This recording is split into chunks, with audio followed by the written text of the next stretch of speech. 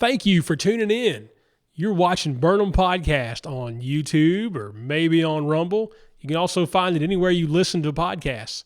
So wherever you found it, know that you can find it other places too. Don't forget to like, share, and subscribe.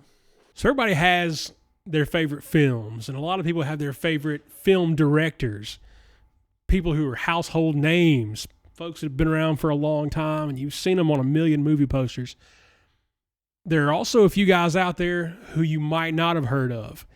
I have one of those guys on here tonight. His name's Brian Stephenson. Welcome to Burnham Podcast. I'm your host, Danny Burnham.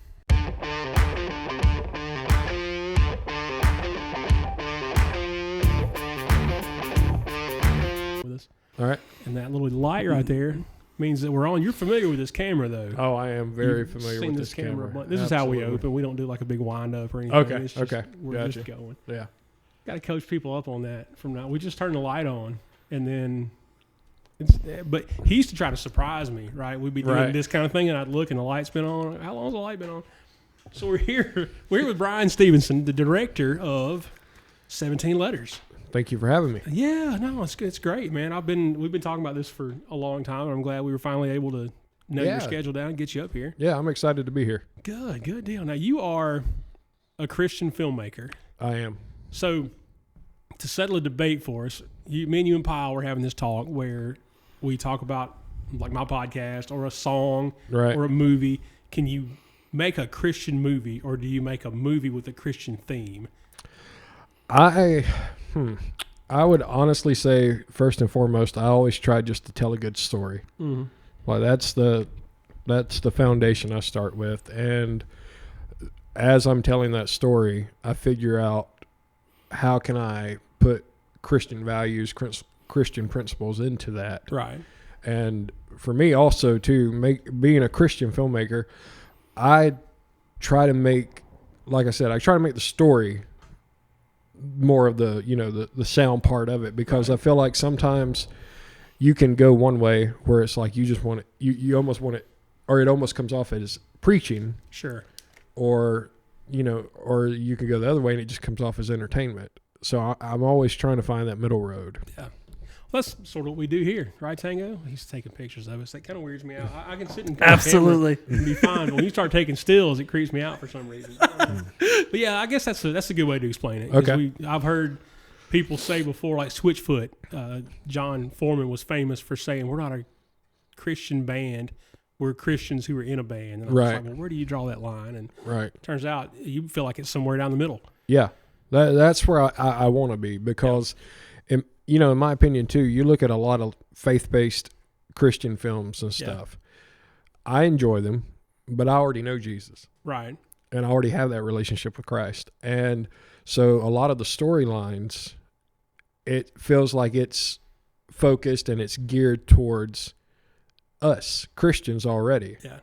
And if I'm going to do this, I want it to be an outreach. I want it to be a ministry in itself where we can go after and touch those that don't have a relationship with Christ. So one of the biggest goals for me right now is I still want to tell stories with strong Christian values, but I don't want it to come off as preachy. Right. So, I want my characters to have flaws. I want my characters to go through ordeals that everybody goes through. Yeah. And also too, I want them to realize too that just because you do have a relationship with Christ, it doesn't mean that life's going to be, a slice of pie and you're going to be happy. Right. All the time. Well, and that's what we saw in 17 Letters, right? Right. Like it wasn't all sunshine and rainbows. No. And I was so excited about your story. It was a fantastic story. Well, thank you. You guys did a great job of building these characters and putting this story together. It was fantastic. But they had flaws. They were human people. They didn't. Exactly. Everything just wasn't, like I said, it wasn't sunshine and rainbows, and everything just fell into place, and it was great. Right. You guys went through some struggles. We did, and it's so funny. To this day, we had a small screening locally in Cedartown right after we first wrapped production, and we had the first cut put together. And over the past year and a half, I've had people watch it, and I always get so much feedback or flack, because it's like, oh, this shouldn't have happened to that person, or that shouldn't happen. And it's like, we couldn't have that fairy tale story. Yeah, We have to show that there are flaws, even like Christians for that matter. Christians have flaws. None of us are perfect, and that was really important for me to show to an audience. Yeah, and you guys, like I said, you did a good job with that. It was thank you. You made relatable characters. That was the goal. Yeah, right. And right. I could see pieces of myself in Benny. Okay. Or in Tojo. Tojo is my favorite. I'm a pastor, so okay, gotcha. I related to him most directly. But yeah, you're just average guys, and it wasn't Hollywood, right? But I don't think it would have been as good a story had you gone full Hollywood with it. Yeah, without question. Yeah. But it was good stuff. So what is? Let's back up a little bit. What is the name? You have a production company, right? My production company is called Rolling Brick Productions. Brick is my nickname. Okay. I've had it since college. I was a host of a classic rock show on the college radio station. So Brick makes sense. Yeah, Brick and Rock, and I'm from Rockmart originally. Okay. So we'll let that slide. I guess. Well, I don't tell too many people that, but right. Actually, no, I'm kidding. I'm proud to be where I'm from. Yeah. But yeah, so that name just kind of stuck, and then one of the first people I got involved with in the filmmaking process and just acting and everything outside of college, his name's Roland, and he was my first casting director. Okay. And so we just thought it would be kind of funny if we put, somehow made a combination of the two of us, and that became the production company. And so Roland and Brick, so we just went with Rolling Brick. Yeah. Oh, that's good stuff. I was going to ask where the name came from. Yeah, but so I've been Brick Stevens was my on-air persona. Okay. Yeah. So this was on 92J? Yeah. Okay. Yep. So I saw that I've been creeping you on Facebook all day long. You went to Jacksonville State. I did. I'm a little familiar with Jackson. I didn't go to Jacksonville State. My older brother did. Okay. He was there the same 4 years that I was in high school. Okay. So anytime I had a long weekend or I was over there with him. And then my younger brother went to school there later on after him. So I've been to a million games in Paul Snow. Yeah. And I saw Hootie and the Blowfish at Pete Matthews. Okay. Back in 93? Yeah, 93, Yeah, 94. I was there. Were you? No kidding. Yeah, I was wondering how old you were, and I was going to get to that eventually. No, I was actually. I mean, I was a kid in '93, but my uncle went to Jack State, and Hootie did the spring concert, and so so I was at that show. That's crazy. Holy smokes, that's wild, right? Small world. That's neat. Yeah. That was before I was born, by the way. Yeah. Thanks, Hayden. Appreciate that. You're right. No, I was in '93. I would have been 15. Okay, I was in third grade. So yeah, okay. So you were like a kid. Yeah, I was a kid. All right. Yeah. So moving right along, I'm suddenly way the oldest guy in the room. No, it's all good. Well, yeah, that's cool. So you studied. What did you study at Jack State? Well, I studied broadcasting. Okay. Yeah, my degree's in broadcasting and with a concentration in radio and television. So I did that while I was there. I participated. I was, part of the crew on WLJS 91.9. Yeah. Did that. I worked with, there's a small local television station there. I don't know if they're still in the same building, but they used to run off of Jack State's campus, TV 24. Yeah. And they covered a lot of like Eastern Alabama. Yeah. So I did a lot of, I was on the crew with them doing a lot of filming for football and basketball, pretty much all the sports in the area. Good stuff. Yeah. So at what point do you go from broadcast journalism into filmmaking? I think for me, Sorry, that was my head. You're good. I think for me, I think that was really what I wanted to do from the get-go. But, being from Rockmart too, didn't think I could figure out a way how to get myself into like legit film school. So, but I've been a movie buff for as long as I can remember. And, so just, one thing I was really, really blessed to have at Jack State, I had an incredible, mentor and, faculty advisor named, Jerry Chandler. Okay. And, he's just, he recently passed, but he was a godsend to me, and he was more like a second father. And he encouraged me because one of the things that we really learned a lot about at Jack State was how to write script, and I mean, we would learn how to write a script for radio, and we would learn how to write a script for television. Right. But just having those, things right there in my wheelhouse, and being fortunate enough to have gear and equipment we could check out whenever we wanted to. That's and nice. like the staff and the professors, they really pushed us and encouraged us, like, instead of going out, to the bars, go get a camera and go do something. Yeah. And so I just, had that opportunity, and I just really tried to do the most I could with it while I was there. That's good stuff. So on top of your departure, I guess, from journalism into filmmaking, I don't know, do you feel like you've departed from journalism altogether? No. Okay. There's still so much about it that I love, and just having that opportunity, whenever it presents itself. Because, I mean, since graduating college, I've worked in film, television, and radio. Okay. Yeah, I've worked in all three. So Been all over the place. Yeah. Then. So I guess in addition to then filmmaking is you've added that on to what you're already doing. So it's not a departure from journalism, but in addition to, I guess. Okay. Yeah. So and then Christian films on top of that. When did your faith come into the picture? Well, it's so funny because, I mean, I'll be honest, I was like a lot of people when they're in their early 20s. Mm-hmm. I grew up in church. My parents had me, when the doors were open, we were at church, Sunday morning, Sunday night, Wednesdays, lock-ins, camps, the whole, did all of that growing Thursday up. visitation and did all of that growing up. And when I got into my early 20s, kind of went through a rebellious stage and didn't really try to, go to church as often. I had a lot of people encouraging me to go to, because Jack State has a phenomenal ministry on campus, the BCM. Yeah. And I knew a lot of people. Their BCM is legendary. Yeah, and I knew a lot of people that were involved with it. I just never chose to go over there. But so when I was in college, that really wasn't my focus at all. I still believed in God. Sure. And, I did have a relationship with Christ, but that wasn't my focus. That wasn't where I thought I was going to be going. Yeah. Because at that time, too, I'm still young, naive, and I thought that I was going to go like off to L.A. and, do something like that. Be Hollywood. Yeah, right? Yeah, exactly. And so I had an opportunity in 2007, and I went out there for a while. Okay. Yeah. One of my dear friends and he and I both, we worked together on a pilot script, and we got sent out for almost 2 months. Okay. We were out there like trying to negotiate and see if we could make something happen with this.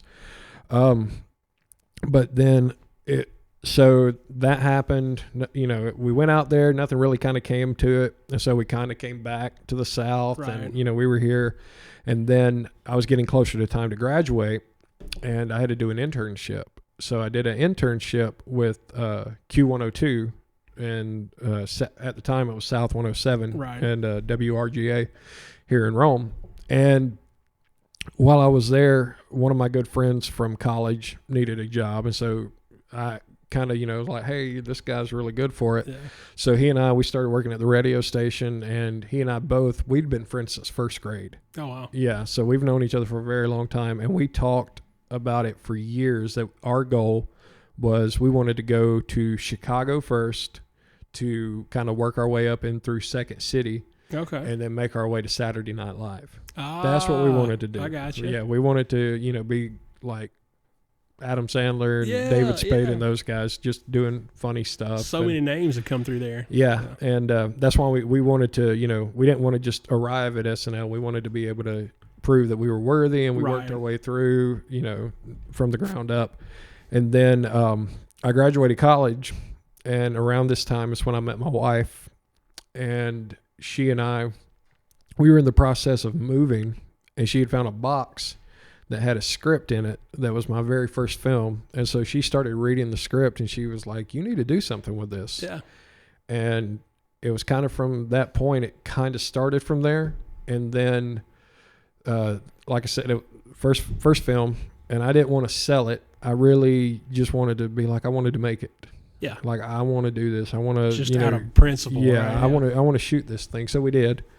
And it really wasn't like telling a good story with Christian values and Christian principles. That really wasn't part of it in the first one. But then after that, I really started thinking, and I had a long conversation with my wife and conversations with my pastor and, family and friends. And I told him, I said, you know what? I feel like I have these like talents and gifts for a reason. And if I'm not using them, to glorify God and his kingdom, then what's the point of me having them? Right. And, so from that point on, I was just like, I want to, that I kind of want that to be my focus. I want to be able to tell good stories, but I want to figure out how to get into that middle of the road between people that already are Christian and attend church on a regular basis and people that have no relationship with God whatsoever. Yeah. So, and that's kind of how it happened. As a believer, I guess if it's only entertainment, you're kind of wasting your time. Exactly. Right? And squandering your talents, like you said. Exactly. That's a good way to describe it. So you made your most recent film is 17 Letters. Correct. Your first film was Broken Chain. Yes. So, which didn't have the values and things that it did have like a positive message. I feel like it definitely was a positive message, and it was a little bit personal. I think too, that was another thing. I think I really wrote a lot of some emotions that I was feeling at the time into my main character. Yeah.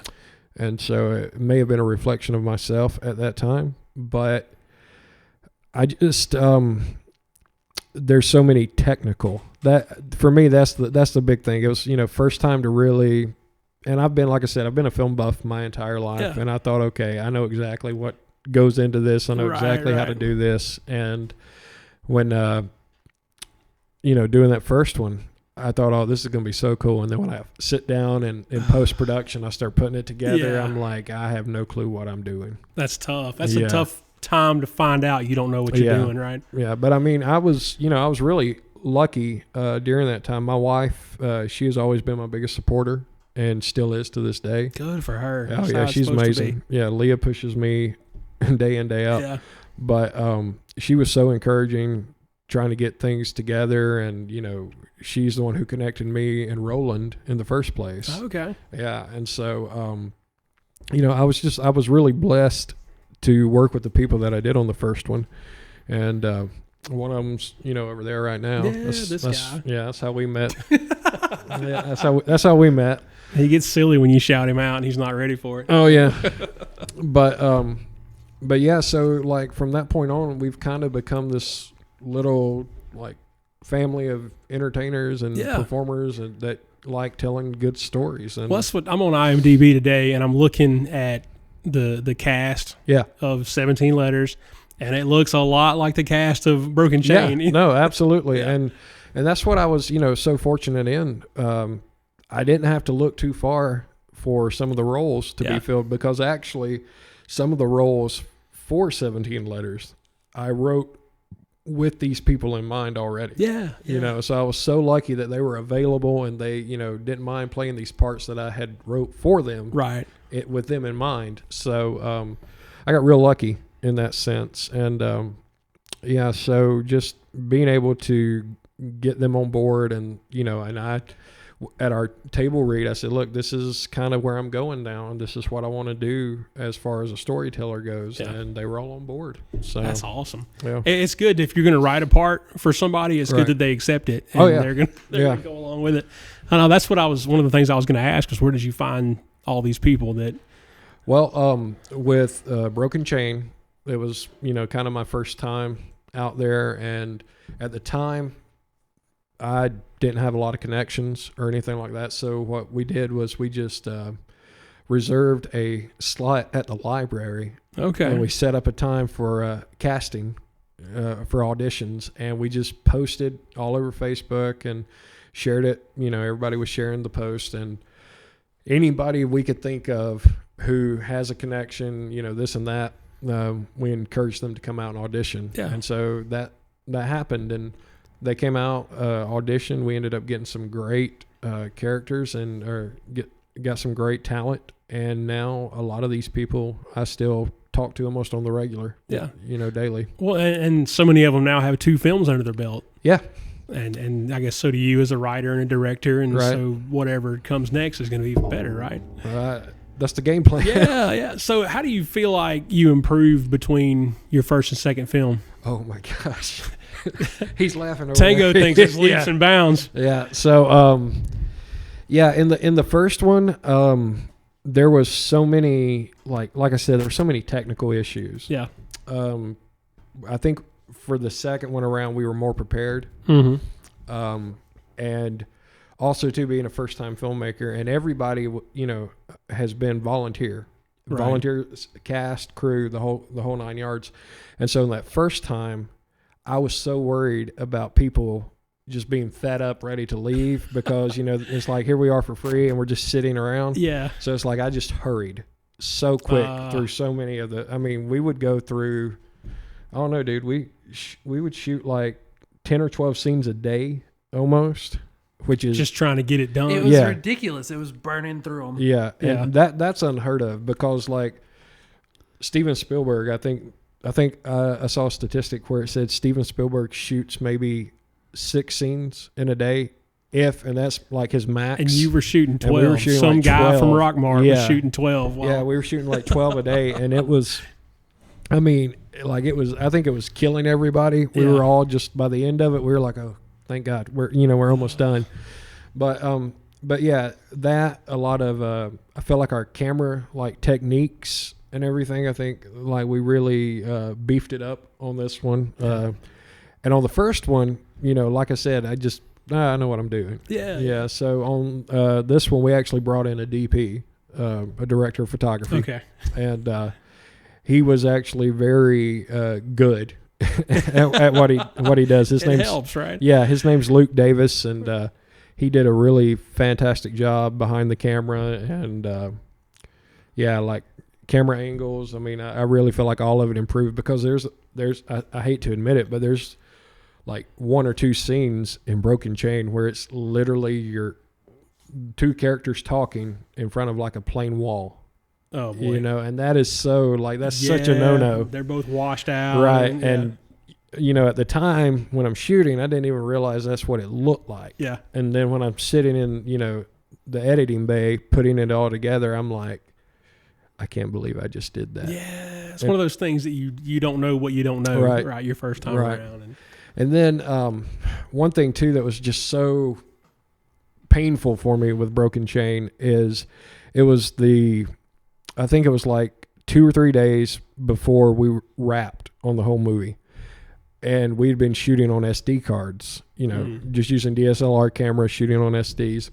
And I had one SD with me that day, and it was almost full. Oh, And we were shooting, my in-laws were very gracious and allowed us to shoot a couple of scenes at their house. And so while we were over there, I took the SD card and popped it into my father-in-law's laptop just to save them, so I could clear the SD and shoot some more stuff. Yeah. Well, so, 2 or 3 days go by. We wrapped the whole movie. We had this great, fantastic, guys. Thanks so much.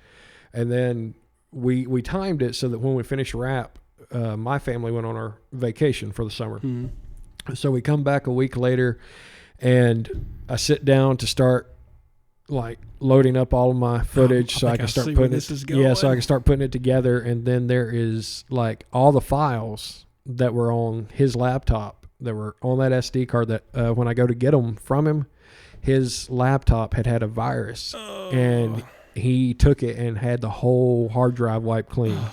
So I like that. That was another lesson learned. Always back up your stuff, no matter how many times you need to back it up, at least more than once. And so that really that affected me in a way, because I was so distraught after that I think I sat purposely for almost 3 months without even touching it, because I was like, I can't, because it made me so sick to my stomach, because it was a pivotal scene in the original script, but also too, it was such a well acted, and like the lighting, we had natural lighting that night that you were never going to be able to capture. So we kind of, after that, I had to sit back and punt and be like, okay, so what are we going to do now? And basically the last third of the movie of Broken Chain ended up becoming totally different from what. So that stuff was just gone, and it Yeah, never. yeah, it was oh, gone. No. And the hard thing was too at that time, it was so hard to round those people up to shoot again because some of them had already went on to do other things, Right. and then at the same time too, a lot of them had already changed their appearance. Yeah, because you know, like haircuts, put on hair 20 dyes, pounds. you know, like a lot of changes, and it was like there's no way I could reshoot this thing. That's So awful. So you just ended up making a different movie then. basically, the first 2/3 of the movie is true to our script. Right. The last third of the movie, we basically had to find like some stock footage that we could do some voiceover across, and we actually went out and shot our own stock footage and just B-roll. Right. And we did the best we could with it. Oh man, I've got to see it now, Tango. You gotta.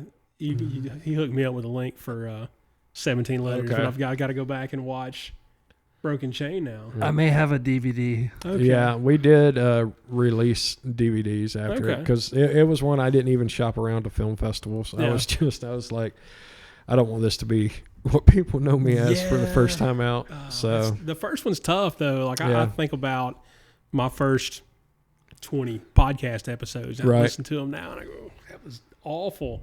Like, well, I don't know why anybody listened to an episode, after that. Right.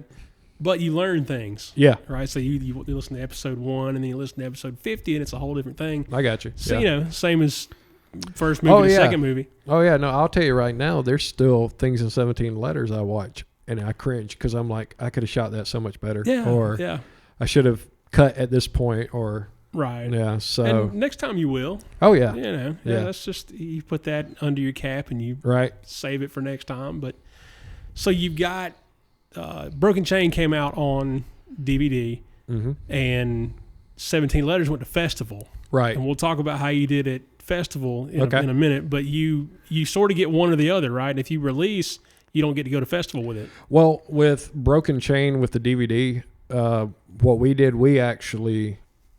we didn't go through a distributor. We did self-distribution. Okay. So it's like if somebody wanted to order one when we announced they were ready, we would. But other than that, I don't think anybody else had a copy of it. Yeah.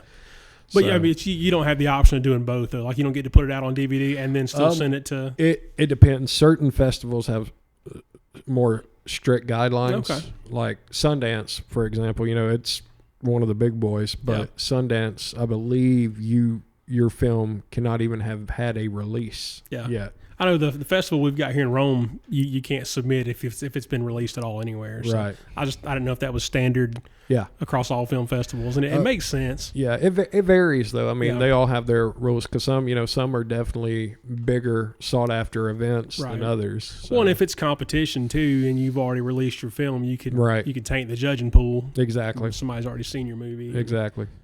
So, but you did go to festival with 17 Letters. Yes. You went to Green Mountain? Is that the name of it? Yeah. We've actually gone to 2. We were in one in New York last Saturday. What was the name of it? Christian Family Film Festival. Okay. Yeah. How'd you do there? It was screened. I don't think we won any awards there, but it was still just an honor to be able to have a second. There were films that got denied, right? Right. Yeah. But before that, we were at Green Mountain Christian Film Festival, and they showed, I think it was 21 films altogether that they showed, but I think they got the overseer over the festival. I think he told me they had 135 entries. Holy smokes. Yeah, so they had to watch 135 films. God bless them. Yeah, before they made decisions. Wow. So making the cut is a big deal. Oh, yeah. Yeah, it was a huge honor for us. Yeah. I mean, we were excited that we made the cut, and then we get an email from him a few days after, getting the congratulations, you're in. Yeah. And we get a second email that says, congratulations, you're opening the festival. So our film was a big deal. Yeah, so our film was the first film screened at the festival. That's to awesome. kind of launch, this is what you're to expect the rest of the weekend. Yeah. So, but on top of the honor, you guys brought home some hardware too, right? Yeah. Yeah, we won 4 awards. 4 awards. Yeah. Yeah, it was exciting. We won Best Supporting Actress for Kelly Gates, who plays Grace in the film. And then our two leads both won an award for Best New Actor and Best New Actress, Alyssa Jones and John Gregory Brunson, Good deal. who plays Kip and Charlie Yeah. in the film. And then I was beyond stoked and surprised, but I won Best Director. So There you go. yeah, that was a huge honor. Yeah, What it a was, feather in the cap, man. yeah, it was unexpected. Sure, but, yeah. I was very grateful for that. Well, it's one of those things where if you're going to submit it to a festival, you have to feel like it was your best effort. Like, this is what Right. we did. And I don't know what kind of expectations you go into a festival, like just Right. hoping to get accepted, I guess. That's it. I mean, that's the only expectation I had Yeah. was I really hope. And that was the thing. We've submitted to 5 so far, Yeah. and out of 3 that we've heard back from, we got into 2, All right. which is huge. Yeah.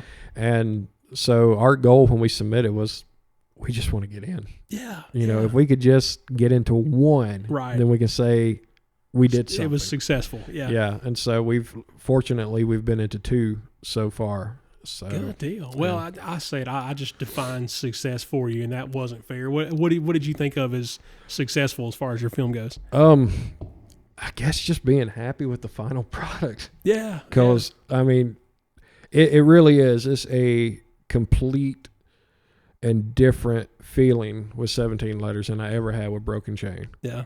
And I don't know if it's because I feel like I just was a little bit more honed into my craft now or what, but I just deep down I just really kind of felt like I'm okay with this one.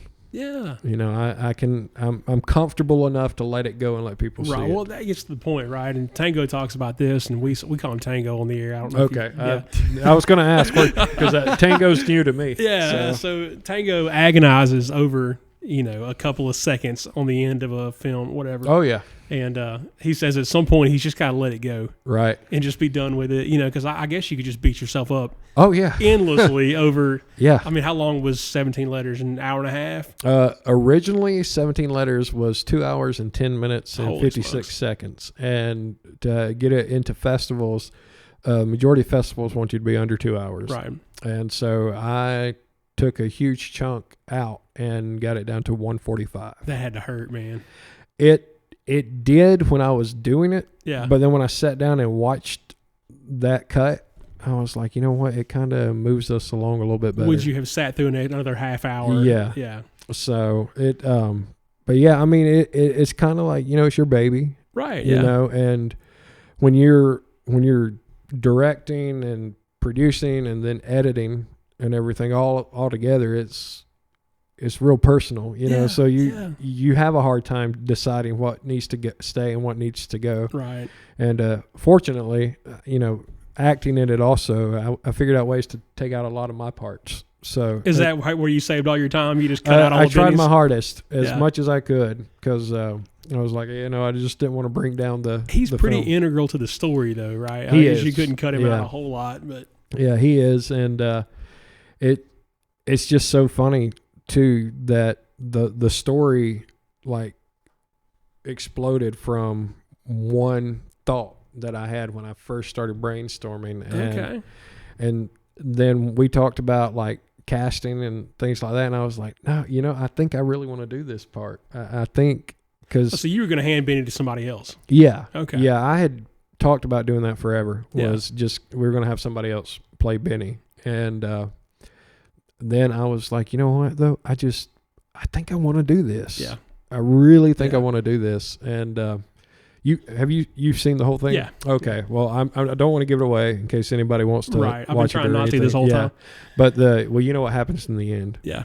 and everybody involved disagreed with me. Really? That should not have I happened. hated that part. I'm so Yeah. glad that it wasn't just me. Yeah, no, every single person there on the set that day who were part of the cast and crew, even if they weren't in that scene, Right. was like, this does not need to happen. And I was like, No. no, I disagree. I think it's gonna do something. It was a fantastic ending, and I cried in the whole 9 yards. Oh, awesome! Well, thank you. Yeah, man. I was so mad at you though. Yeah. Well, I get that. I get that a lot. I get that a lot from people, and I still have people who like came to our like screening on the first cut. Yeah. That still come up to me to this day and tell me that same thing is like, I just can't believe you did that. So it was fantastic though, and it was such a twist. Right. Like nobody would have seen that coming. Yeah, well, that was the fun part about it. I was like, you got to throw some curvball in there to really kind of. Hopefully, we're gassing this thing up enough that that'd be anybody great. looking for it out there. That'd be great. Yeah.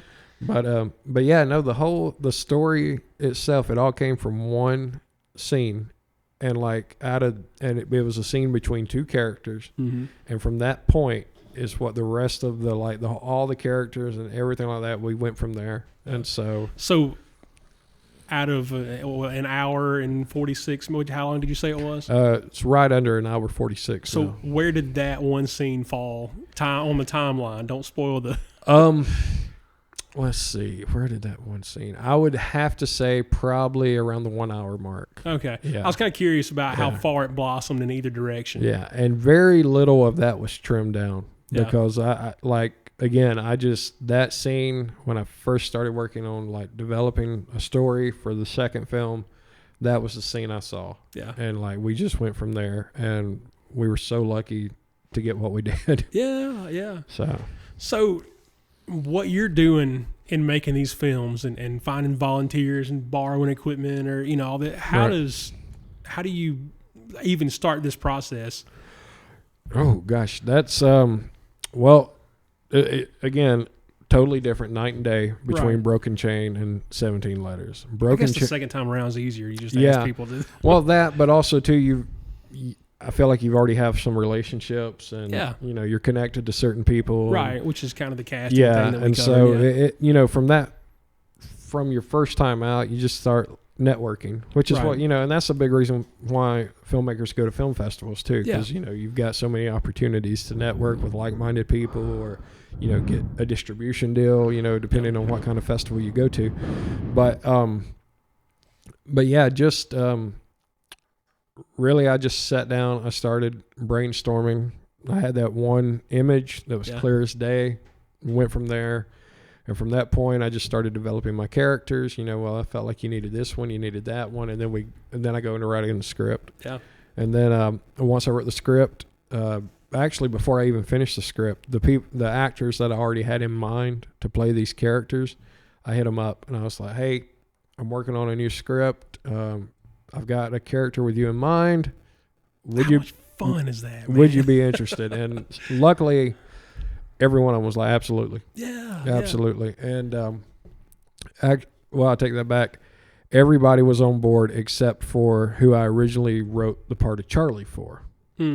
Because the actress I had wrote Charlie for in mind, fantastic actress. But at the time, had just started like her college career, wasn't sure if she was going to be able to, commit, that kind of thing. And so we had to move on. But yeah, so I started from that point, just reached out to everybody, and I was like, they were like, "Yeah, okay, cool." Oh, that's so and cool. Then Tango, is that what you call him? Yeah. Okay. All right. Well, so Tango over there, he and I had bumped into each other again shortly around that time, and he was like, "I've got some new gear I've been itching to do something with." That sounds about right. Yeah, and I was like, "Dude, absolutely, let's make this happen." That's so cool. So then he came to the table read, and he got there, and we stood out in the parking lot, I think for like an hour or 2 hours after we had the table read, and he was like, "I've got this. We could do this. We could do that." And then he's my idea guy. This is, yeah. And so that's kind of what we did from that point. Is he was basically my go-to guy as far as gear and like getting things set and prepped and ready to go in pre-production. Executive producer, right? And then so went there, and then I got really, really lucky, or I should say I was really blessed with locations. Oh, that was my next question. Yeah. So like locations are always a hard thing. Yeah. And so that's one thing, being a low budget filmmaker and being a local guy, that I don't have the $1 million budget Right. to make these Hollywood blockbusters yet. Not yet. I say yet. Right. But so I just started calling people up, and I actually reached out for a wedding venue that we just got so lucky they didn't have anything going on at the time. Oh, yeah. And I said, hey, I've got this idea. I'm a local guy, and I'm just trying to tell a good story. And I was like, I promise nothing will be degrading. It's nothing to put, a bad taste into people's, mouth when it comes to your business or location. And so they were like, okay, yeah. So cool. Yeah. So I got lucky, and it's real fortunate. We got to shoot several local locations. One of them was Hightower Falls in Antioch. Okay. Yeah. I was trying to find that in my mind. Yeah. Yeah, it's a gorgeous wedding venue with a waterfall. Okay, yeah. Things like that. And then we also got to shoot at Local Joe's Barbecue in I Cave love Spring. Local Joe's. Yeah. I recognized it as soon as it popped up. Yeah. They were really cool on board, and they're closed on Sundays. So we shot on Sunday, and they came that morning, unlocked their restaurant, and then just left. And they're like, just call us when you're done. Wow. So we had the entire day. You couldn't have done that with a budget. Yeah. And it was so funny, too, because we were shooting it. We had some shots that took place right outside the restaurant. Right. And so there was actually patrons in Cave Spring that were pulling up thinking they were open for the day. Oh, no. Yeah, like the Cave Spring Fire Department rolled up because they thought they were open for that wow, day. you disappointed the public and service. then they were like, well, can we be in the movie? So, yeah, but yeah, so we were really fortunate about that. And, they didn't charge us to, shoot at their venues, at their locations. That's and awesome. Yeah, so we were really lucky. And also, one of my executive producers has a lot of land around her house, and she's got a lot of cool little places to shoot, things like that. So we spent a lot of time out there. And free, man. Free is my favorite price. Yeah, and the ending, the whole location at the ending was all on her property. Oh, okay. So yeah. So, I was trying to figure out how to ask that without saying, where was that one house that, Yeah, and so, we've been real lucky in that sense. And so that can really cause some headaches. Yeah, well, I was just imagining myself making this film and calling people and being like, hey, bro, can I borrow your house? I know I'm a grown man and I'm making this movie, but we're pretending one day, and can we come use your house or your land or whatever? But I guess you got to swallow a little pride and get over that hump, though. Right. Well, that was the fun thing, too. My house was a set during 17 Letters. And then Kelly, who plays Grace, her house played interior shots in the movie. And so that's just, kind of what we did. Anybody that was willing to let us, absolutely, if we could change it, because we had 4 or 5 different locations. And that was another thing. The house that belonged to the Tillmans, that big antebellum style home. Yeah, we were fortunate enough to know the owners, and they let us. They were like, absolutely, come on. So so we actually shot all the exterior scenes were there, but all the interior scenes for the Tillman Mansion was inside Kelly's actual house. That's movie magic, right? So just if you look at it and think, okay, that works. Yeah. Well, you would never. I don't know if you don't think enough into it, or you do enough. Like I said, it's movie magic. Where you don't even consider that it could be 2 different places. Right. You see the outside, and then they're inside, and they're sitting around the dinner table or whatever, and you go, "Oh, it's the same house." And, well, it's funny. There's one shot towards the end in the last major location we were at, where it's supposed to be deep in the woods. Yeah. And if you look just right, you will see a car pass by, because we are right off Highway 27. So we were very... So you guys waiting for cars to go by? Yeah, to so start we were filming? really careful with angles and everything, and we'd go in tight just to try to hide as much as we could. Right. And so just movie magic. Yeah, that's what it's all about. Absolutely. I mean, especially when you don't have a huge budget. No. And, you guys even had some special effects in there. Yeah. At different points. And that was fun. Yeah, too. That was like it. Yeah, it was a trial and error, and we had a couple of hits and misses, and a few things that did not go according to plan. Well, I mean, don't even, we're trying not to give anything away, but it looked like the things that you guys did could have gone horribly wrong. Yeah. Yeah. Yeah. Well, I'll have to tell you a story once we wrap this up without, because I don't want to get, like you said, I don't want to give anything away for those that want to. Tango, what you got? You like you got something? Oh no, I'm just laughing. You're just chomping at the bit over there. Yeah. But yeah, no, we did get to kind of figure some things out in scenes, and this isn't giving anything away, but obviously, like for fight scenes and things like that, you always choreograph those, right, to make sure everybody's safe. Yeah, I'm not zigging when you're zagging. Yeah, exactly. But there's actually one scene where a fight takes place, and again, that's not giving away much of anything, but there were some real hits that took place. Oh yeah, yeah, and you can hear them, and they actually, the cut was so good, that's the cut we went with. So I mean, it couldn't have been any better than real, right? That's right. Might as well go with that. Yeah. So who? I mean, did you have somebody choreograph the fight scene, or did you just actually? Yeah. We were really lucky in that too.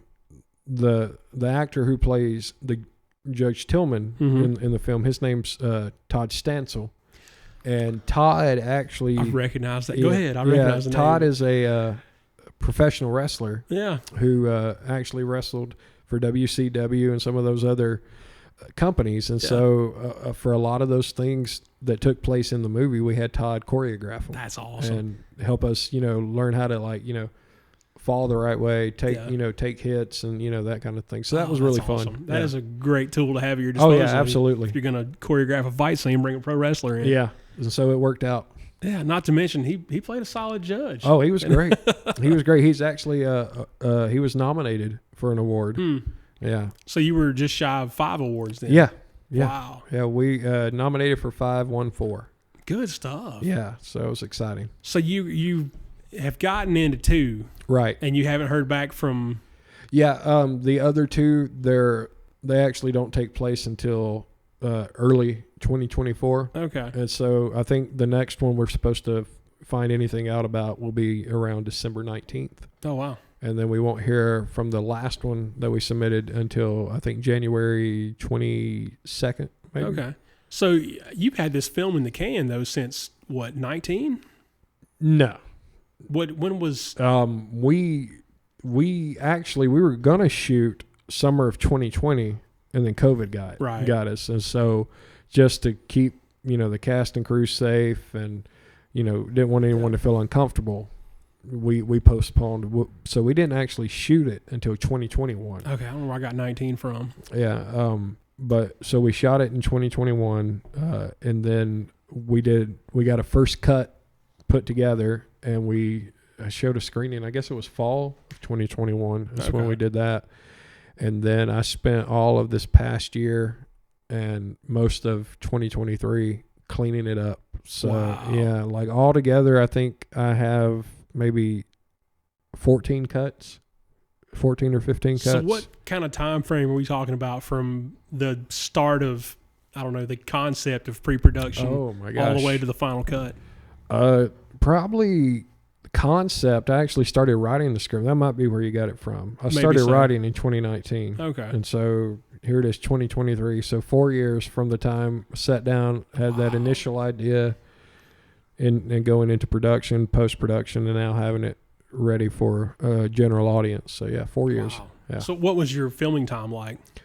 Filming time, and that's the thing too. All of us are just very passionate, enthusiasts, and are just wanting to do this, out of love and just the joy of filmmaking. So we all work regular jobs, and so almost all of our shooting took place on weekends. Oh wow. Yeah, so it was like you got your week, to go to your 9 to 5, and you have your nights, but then Saturday, Sunday, the weekend, you were tied up. And so, you don't want to wear people down, right? Especially when they're doing it out of the kindness of their hearts. And a lot of people do it for, to self-promote and exposure and stuff like that, which is awesome. Yeah, yeah.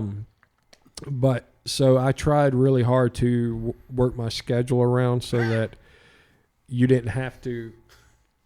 He's dying over there. All the time. But no, I tried working the schedule around so that most actors had at least one weekend off, or at least a day off on a weekend, Yeah. so they didn't have to shoot. But yeah, it was mostly weekends, and occasionally we were a skeleton crew more than we even were during production, and we would have to go do a pickup or something like that on a weeknight. Right. So you could have been done in a third of the time then if you had 12 hours a day, 7 days a week. I think that if we could have been like doing this like full time, Monday through Saturday or something like that, we probably would have been able to shoot this thing and have it like ready to go. Probably, I'd say in like a month and a half. Wow. So big difference though. I mean, you said you got volunteers and you don't want to burn them out and all that stuff. Yep. But I think it's really cool though that you're doing this at all. And I don't know, maybe there are other Christian filmmakers out there that are doing the same kind of thing. That's right. Outstanding.